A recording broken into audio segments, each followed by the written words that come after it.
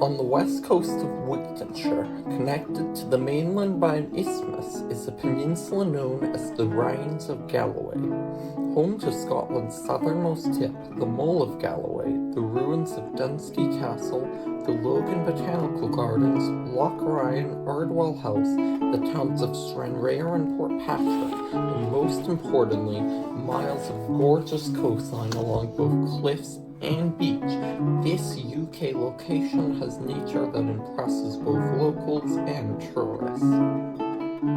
The peninsula's west coast block the effects of the Atlantic and give the areas of Loch Ryan above the isthmus and Luce Bay below the isthmus welcome protection, making it easier for ships and ferries to come in. Due to the ocean's moderating influence, the Rhinns of Galloway enjoy a far more temperate climate than most of Scotland, and this, coupled with the healthy rainfall that the peninsula receives, allows the Logan Botanical Gardens to have numerous palm trees and tropical plants, a major part of its appeal. The west coast of the Rhinns of Galloway is predominantly marked by cliffs. However, there are reliefs of beach and lowland, such as Calantrican Bay and the land the coastal town of Portpatrick is on. Near both those locations is the remains of Dunsky Castle, a scheduled monument and Grade A listed building, with a phenomenal history for what little is left of it. On the Mull of Galloway is an 85-foot lighthouse, guiding ships around Scotland's southernmost point. Historically, the peninsula had a sparse population and was not connected to the rest of the UK until the Industrial Revolution. So, the early Britons who lived on the Rhinns lived crofting lifestyles and fished somewhat. This way of life would not change until the 19th century.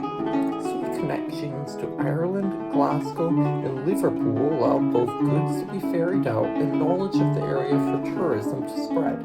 Those living on the Rhinns of Galloway still hold on to medieval legends and fables, transmitting the ancient culture of the land on to the next generation.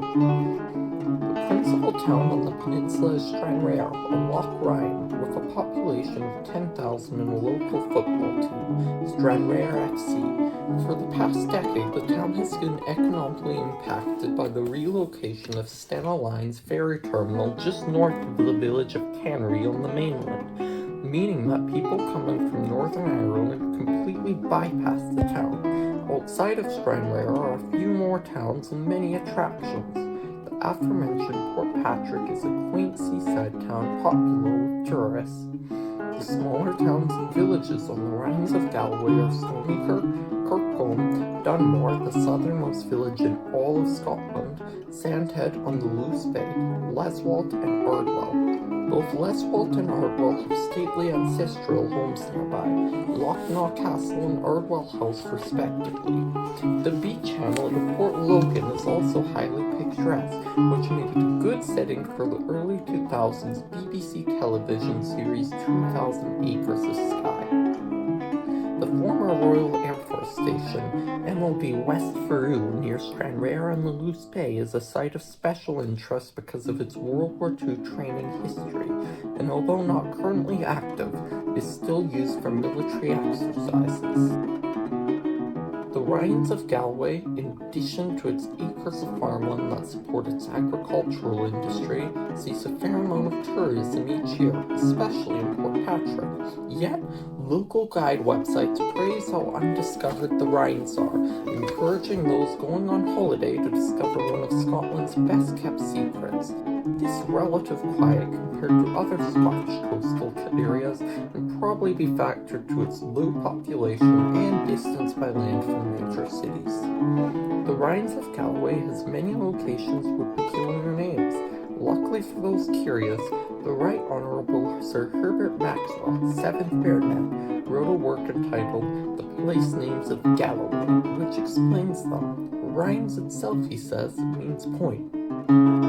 Recently, the Dumfries and Galloway Council, in collaboration with the charity Solway Firth Partnership, have developed an 83-mile walking trail and a loop around the Rhinns of Galloway Peninsula. Although right-of-way laws always permitted walking this route, areas with a lack of signage or trodden paths previously would have challenged walking, so the work done to create a clear, defined, and unobscured route is not without gratitude from those who enjoy walking along the Scottish coastline. Everywhere on the peninsula's edge, from Corsewall Point on the north to the Mole of Galloway, can be covered in one cohesive walk.